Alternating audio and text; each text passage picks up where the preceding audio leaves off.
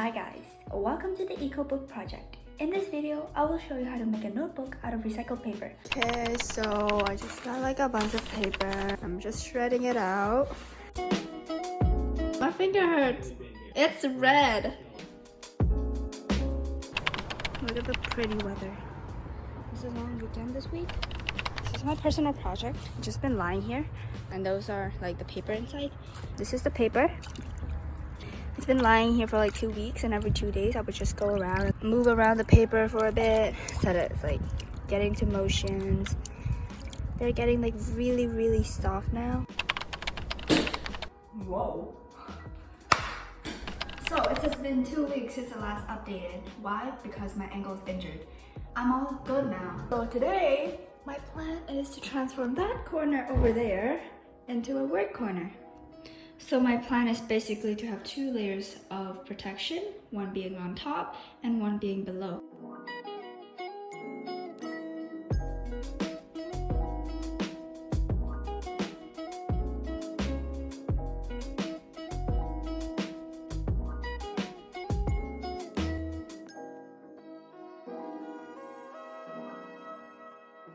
So this is what I'm doing now. I am going to put the paper into the blender and I'm gonna blend it.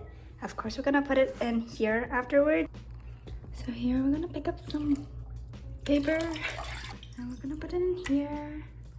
So what I would want to do is to grab water and then put it in here. So now I'm gonna... Okay, so I'm gonna demonstrate how I'm going to do this. I blended up everything the other day, so I put this in this container. And then every time I have to make a mold, I have to take a cup. I'm gonna fill this, half a cup of this, with like a bit of water. I'm going to put on my gloves. You can come closer.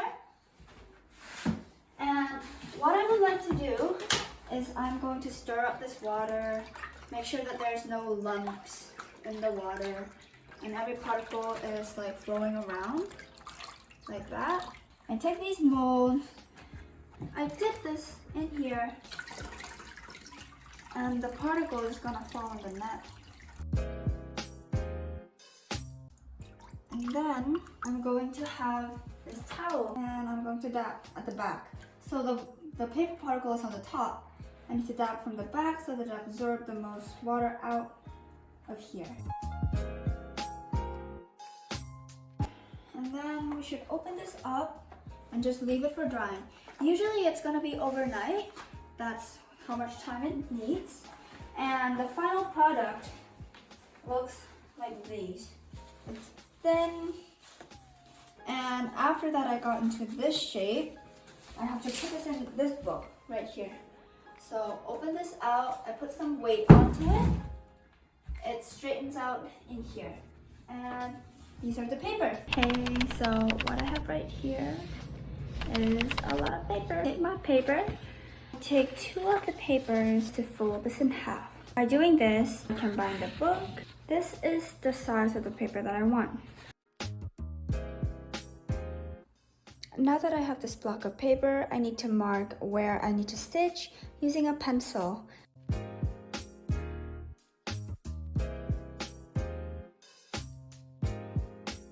So I have these markings right now, and I mark these so that I can bind them at the right spot.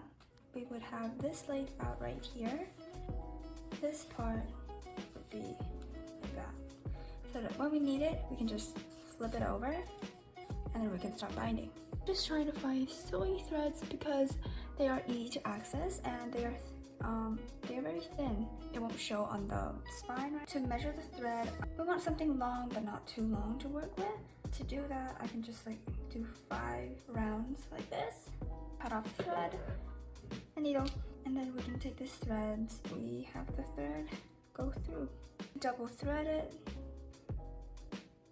and then we would make a little knot. The needle is at the end, at the middle, we would find our marking. What we want is we want it to go through the first hole, right like that. And this paper is fairly thin, So we don't need to make pre-made holes. I want to pull it until it's at the end.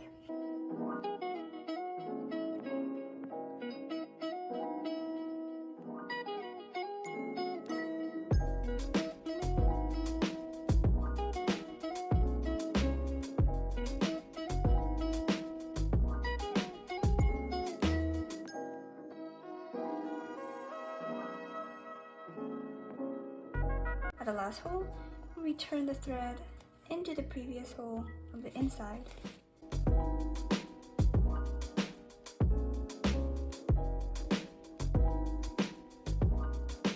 You want to make sure not to pull on the thread too harsh so that the spine or the paper gets bent. So at the end, you want to return it back to the first hole, and then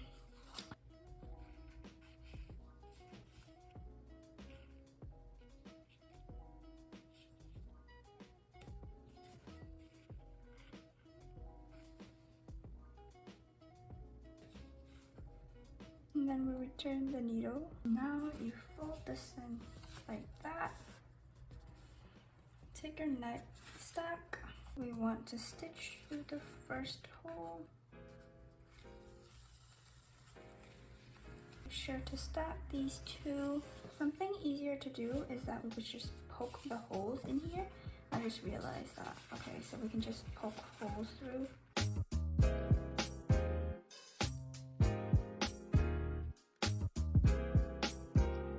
Back at it, we return it through the second hole. However, this time, instead of just going forward, I want to loop this through the first row, like this. Like that, and then back through that. So by doing this, we're making kind of a loop through. So it would secure the second row with the first row. And then we would return it there.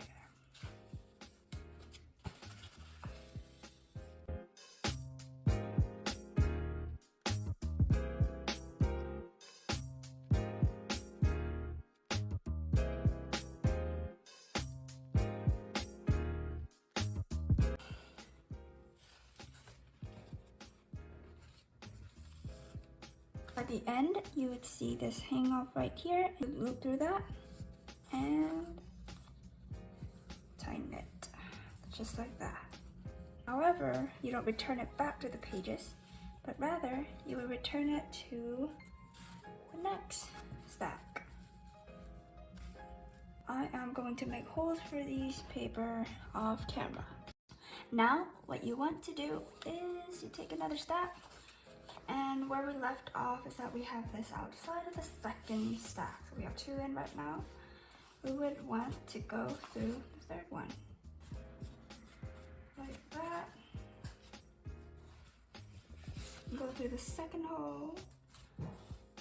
Instead of going through the first line, you go through the line for the second one.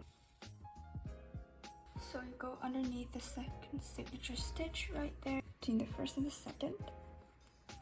You go through,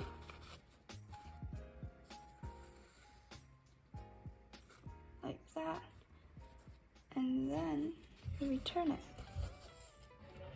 Let's do one more and then we can start changing the thread as it is getting short.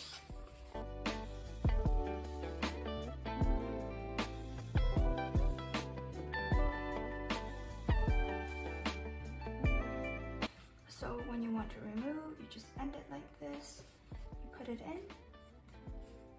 loop behind it. There. You should have a knot like that. Go through that hoop.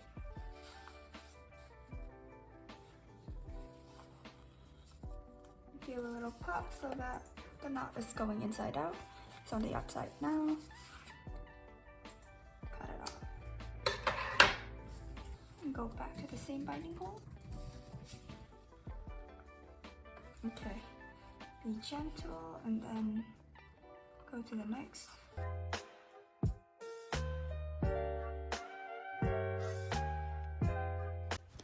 For the last hole, you want to move the needle through the hole like every other knot. And then instead of going to the next stack, you go straight back through that hole and then make a little knot from the inside. From there, you want to return the needle back outside until you hear a little pop. From there, you can cut off the thread and you're done. So I have a quick update. This is the cover. Basically, what I did was that I did the same thing just like I did for the paper, just that I put a lot of paper in to the mixture. I've made 2 of this, so I can cut out the bigger size and then the spine as well for the book. For the next part, you will need tissue, scissors, Sharpie, heat and bond, fabric, and iron. Now, what you want to do is to measure out your fabric. You put your block onto the piece of fabric and measure around 5 centimeters outside of all edges.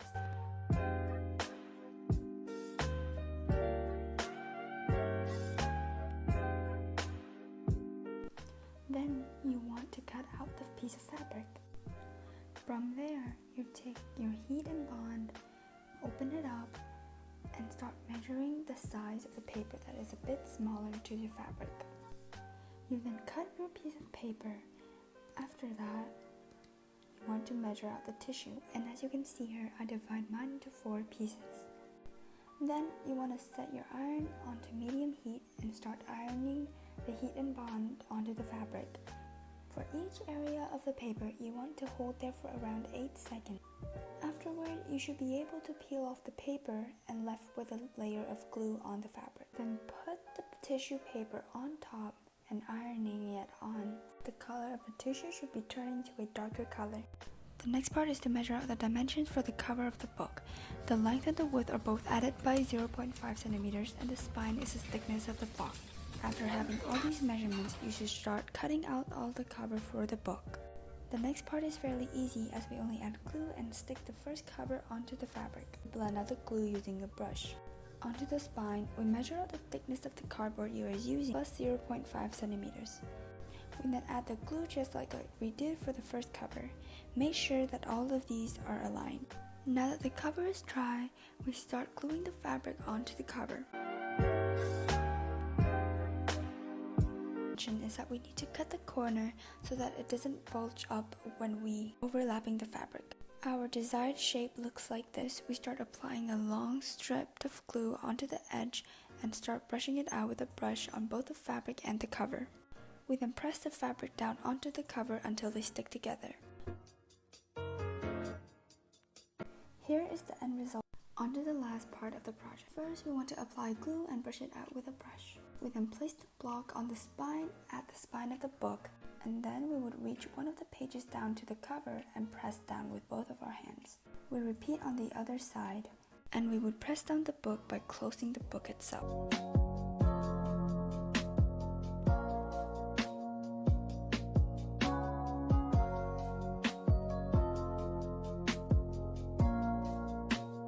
The final stage of the project is done, so now I'm just going to clean up everything.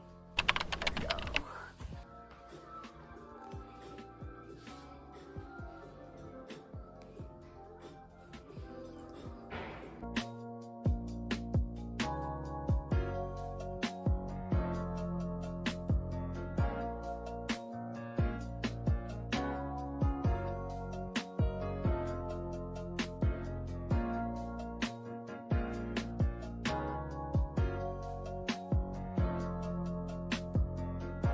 That is it for my eco-book project.